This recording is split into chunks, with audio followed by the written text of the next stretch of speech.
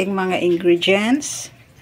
Mantika, all-purpose cream, tuna, ang ating evap, ang ating paminta, tapos margarine, mushroom, at cream of mushroom, and then bawang sibuyas, and then cheese. 1 stalks of parsley, binabad ko sa tubig kasi hindi na siya fresh, galing from supermarket.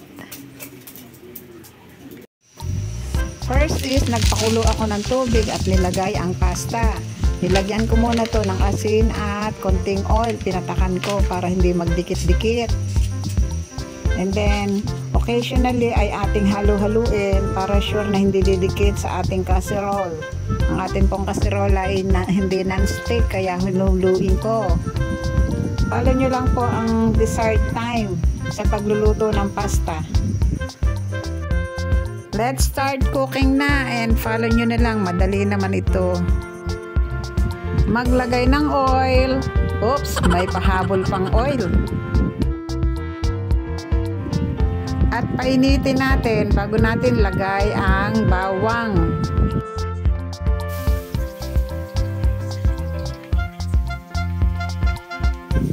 Halu-haluin para hindi masunog. And then, ilagay ang sibuyas. Halu-haluin din siya para sama-sama ang amoy. Mabango na siya. And then, lalagyan ko ng margarine. Hindi ko inilagay sa unang process ang pagluluto ko ang margarine kasi madali siyang masunog. Kaya pinanghuli ko sa sibuyas. At halu-haluin ang bango na, nangangamoy na sibuyas. Oops! Baka naman ako nangangamoy sibuyas na. Ipagpatuloy lang ang paghahalo ng sibuyas, bawang hanggang sa ito ay maging finely luto. And then after, i-add natin ang finely chopped, hindi naman finely, basta slice siya na mushroom. At halu-haluin din natin siya. Enjoy lang sa paghahalo.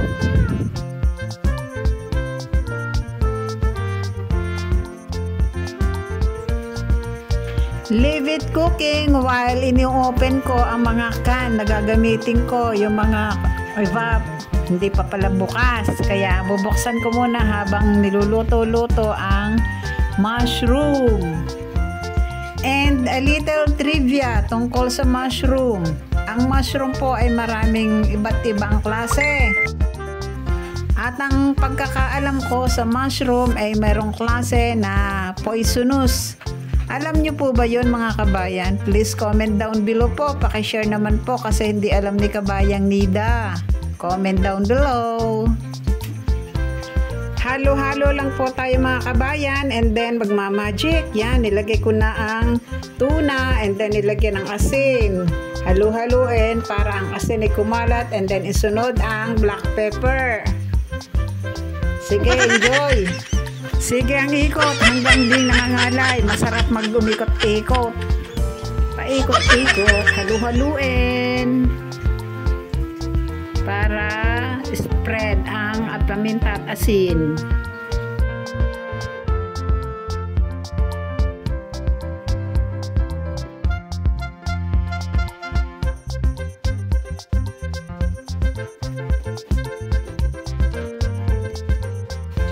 Kalalay lang sa paghalo para di masunog and then isunod natin ang cream of mushroom.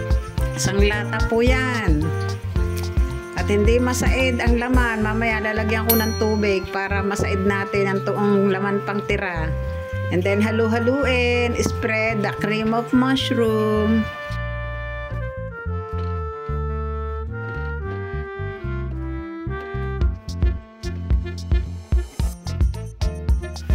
O yan, okay na. Isunod naman natin ang Alaska Evap, evaporated milk. Lahat na natin to.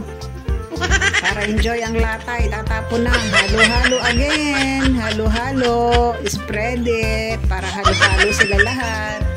Magyakap-yakap silang lahat. At halu-haluin natin ito para hindi magtutong, kasi kitang-kita dito pag ito ay nagkaroon ng tuto. Kita nyo naman puti, carbonara. And then dagdagan ng all-purpose cream at ating piga-pigain. Itak-tak mo, baby. At ating halu-haluin ito para hindi nga masunog at mag-even-even sila. Maghalo-halo ang kanilang flavor. At ito na, sinasabi ko, hugasan natin yung lata. Nilagyan ko ng 3/4 cup water para mahugasan yung lata ng cup of mushroom. Dinagdag ko ang half cup of keso. Said-saidin natin at ating halu-haluin para hindi magbuo-buo. Hiwa-hiwalay sila. Ito ang magkakapartner na dapat hiwa-hiwalay. At dagdag na natin ang chopped parsley. At atin na itong halu-haluin din. Kalat-kalat, spread. At pagkatapos ito, naluto na ang parsley, ito ay tapos na. Luto-lutuin natin ng konti ang parsley para naman ma-extract ang kanyang flavor.